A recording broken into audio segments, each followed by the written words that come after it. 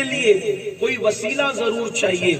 اللہ سے ملنے کے لیے کوئی وسیلہ چاہیے، کوئی واسطہ چاہیے۔ قرآن نے واضح طور پہ کہہ دیا وَابْتَغُوا إِلَيْهِ الْوَسِيلَةَ، وسیلہ ڈھونڈو، وسیلہ تلاش کرو اللہ تک پہنچنے کے لیے۔ قرآن نے واضح طور پر کہہ دیا، لیکن اب آیت کو سمجھنے میں، آیت کو سمجھانے میں دو گروپ ہو گئے۔ ایک گروپ کہتا ہے جو 1857 کے بعد انگریزوں کی میز سے پیدا ہوا، وہ گروپ یہ کہتا ہے کہ اللہ تک پہنچنے کے لیے جو وسیلے کا حکم اللہ نے دیا ہے وہ صرف عمل ہے، عمل، اور کوئی چیز نہیں۔ لیکن وہ گروپ جس کو سواد اعظم اہل سنت و جماعت کہتے ہیں، یہ اہل سنت و جماعت جو صفا کے چبوترے سے چلے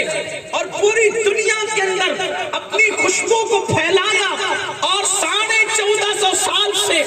ایک ہی نظریہ، ایک ہی فکر، ایک ہی عقیدہ، ایک ہی بولی پوری دنیا میں اہل سنت بول رہے ہیں۔ واللہ کسی فرقے کی یہ شان نہیں کہ وہ 1400 سال تک ایک ہی بولی بولے۔ پہلی بات تو 1400 سال سے کوئی ہے ہی نہیں، لیکن اللہ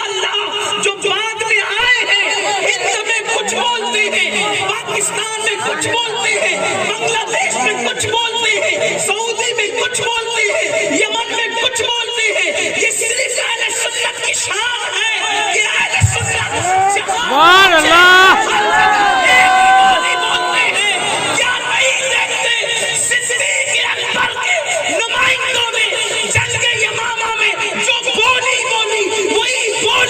شام میں بولی گئی، وہی یمن میں بولی گئی، وہی کربلا میں امام حسین نے بولی، وہی بغداد میں غوث اعظم نے بولی، وہ اجمیر میں غریب نواز نے بولی۔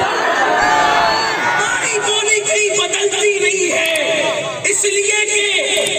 جب بھی پولیس والے کسی مجرم کا بیان لیتے ہیں تو بار بار بیان لیتے ہیں، کیونکہ سچائی کی پہچان یہ ہے، سچائی 1000 بار بولی جائے گی، ایک ہی بولی ہوگی، اور جھوٹ ہر مرتبہ بدلتا رہے گا۔ تو جن کے عقیدے بدلتے ہیں وہ جھوٹے ہیں، جن کے عقیدے 1400 سال سے ایک ہی اور سچی جماعت ہے،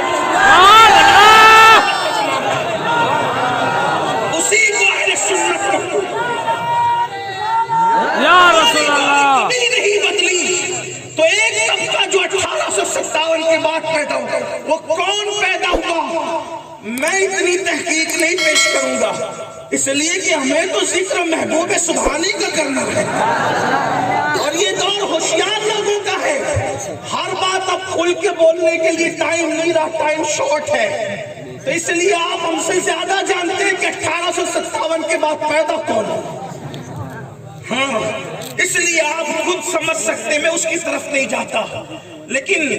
تو جو 1857 کے بعد ہے وہ کہتے صرف عمل وسیلہ ہے، اور ہم اہل سنت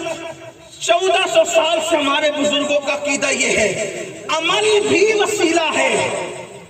اور اللہ کے محبوب اور مقبول بندے بھی وسیلہ ہے۔ عمل بھی وسیلہ، شخصیات بھی وسیلہ، اعمال بھی وسیلہ، صاحب اعمال بھی وسیلہ۔ لیکن اب یہاں پر وزن کس کا ہے، پلہ کس کا بھاری ہے، ابھی آپ کو بات سمجھ میں آئے گی۔ دیکھو اللہ اکبر، ہماری جماعت کے بہت بڑے بزرگ ماضی قریب کے حضرت حبیب الرحمن ہاشمی عباسی رضی اللہ تعالیٰ عنہ، جنہیں دنیا مجاہد ملت کہتی ہے، جب وہ گئے حج کے لیے تو مکے کے مفتی اعظم سے بحث ہوئی۔ انہوں نے کہا کہ مولانا آپ لوگ ہمارے پیچھے نماز کیوں نہیں پڑھتے، آپ لوگ ہمارے پیچھے نماز کیوں نہیں پڑھتے؟ تو حضور مجاہد ملت نے جواب دیا، پہلی بات تو ہم سے نماز کا مطالبہ ہی تمہارا کرنا فضول ہوتا ہے۔ کیوں؟ کیونکہ تم تو ہمیں مشرک کہتے ہو، اور مشرک پر نماز ہی فرض کب ہے جب ہم مشرک ہوئے آپ کی نظر میں، نماز تو مومنوں پر ہے، مشرکوں پر تو نماز نہیں، یہ کیسا مطالبہ ہے کہ ہمیں مشرک بھی کہتے ہو اور ہمیں نماز پڑھنے کا حکم بھی دیتے ہو، جبکہ مشرک کے لیے تو پہلے ایمان لانے کی بات کی جانی چاہیے۔ لیکن بات اتنی ہے کہ بولنے والے بولتے مگر سمجھتے نہیں ہیں۔ اللہ اکبر انہوں نے کہا تو چلے ٹھیک ہے، آپ ہمیں مشرک کہتے ہیں پھر نماز کی بات کرتے ہیں، مگر ہم یہ آپ کو کہتے ہیں کہ دیکھو آپ ہمیں مشرک کیوں کہتے ہو، اس کو واضح کرو۔ تو مجاہد ملت کو مفتی اعظم مکہ نے کہا کہ ہم آپ کو مشرک اس لیے کہتے ہیں کہ آپ نبیوں کو وسیلہ بناتے ہیں، آپ عبد القادر صاحب کو وسیلہ بناتے ہیں، آپ معین الدین صاحب کو وسیلہ بناتے ہیں، اس کو جتنے نام لینے تھے سب نام اس نے لے لیے۔ حضور مجاہد ملت نے مسکرا کے فرمایا مفتی صاحب ابھی ہے ظہر کی نماز کے بعد کا وقت، عصر کا ٹائم آنا باقی ہے، ظہر کا ٹائم جانے کے قریب ہے، آپ بھی ظہر پڑھ کے آئے ہیں اور میں بھی ظہر پڑھ کے آیا ہوں، کیونکہ آپ لوگ یہ کہتے ہیں کہ وسیلہ کون ہے، صرف عمل ہے، عمل یعنی نماز پڑھنا اللہ تک پہنچنے کا وسیلہ، روزہ رکھنا اللہ تک پہنچنے کا وسیلہ، زکوٰۃ دینا اللہ تک پہنچنے کا وسیلہ، حج کرنا اللہ تک پہنچنے کا وسیلہ، صدقہ دینا اللہ تک پہنچنے کا وسیلہ، یہ آپ لوگ صرف یہی وسیلہ ہے۔ لیکن ہم کہتے ہیں یہ اعمال بھی وسیلہ ہے، ہم انکار نہیں کرتے، اسی لیے تو ہم بھی نمازیں پڑھتے ہیں، نمازوں پہ تقریر کرتے ہیں، زکوٰۃ پہ تقریر کرتے ہیں، لیکن آپ سے بڑھ کر ہم دو قدم آگے ایک بات اور کہتے ہیں کہ جیسے عبادت وسیلہ ہے تو چونکہ جن لوگوں سے عبادتوں کا صدور ہوتا ہے وہ ہستیاں بھی وسیلہ ہے، یہ بات ہے۔ لیکن ہمارا پلہ بھاری ہے، وجہ یہ ہے کہ مفتی صاحب یہ بتاؤ، اب آپ کی بھی توجہ چاہتا ہوں، مفتی صاحب یہ بتاؤ کہ آپ نماز ظہر پڑھ کے آئے ہو، میں نے بھی پڑھی ہے، یقین سے کہنا اللہ کے حرم میں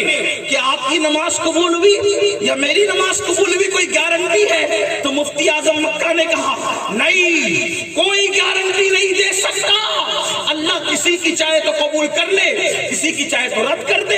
اللہ کسی جاہل کی چاہے قبول کر لے، عالم کی رد کر دے، مقتدی کی قبول کر لے، امام کی رد کر دے، بلکہ کبھی کبھی اللہ اکبر وہ کسی بہت مقبول کہلانے والے کی بھی عبادت رد کر دے، وہ بے نیاز ہے، بے نیاز، اس کی شان بے نیازی کا کوئی کچھ نہیں کہہ سکتا، اللہ اکبر۔ تو مفتی اعظم مکہ سے کہا آپ کی نماز قبول ہوئی، اس کی کوئی گارنٹی ہے؟ یقین ہے، اس نے کہا کوئی گارنٹی نہیں، کہا میری، کہا اس کی بھی کوئی گارنٹی نہیں۔ تو مسکرا کے کہتے ہیں نماز قبول ہوئی یہ ڈاؤٹ فل ہے کہ نہیں ہے، مشکوک ہے کہ نہیں ہے؟ کہا بالکل مشکوک ہے، بالکل شک والی بات ہے، لیکن اب کہا بولو رسول اللہ ہمارے آقا مقبول ہے کہ نہیں ہے، حضور مقبول ہے کہ نہیں ہے؟ اس نے کہا حضور بالکل مقبول ہے۔ تو مجاہد ملت نے فرمایا یہی تم میں اور ہم میں فرق ہے کہ جو مشکوک چیزیں ہیں تم اس کو وسیلہ بناتے ہو، اور جو یقین کی چیزیں ہیں اس کو وسیلہ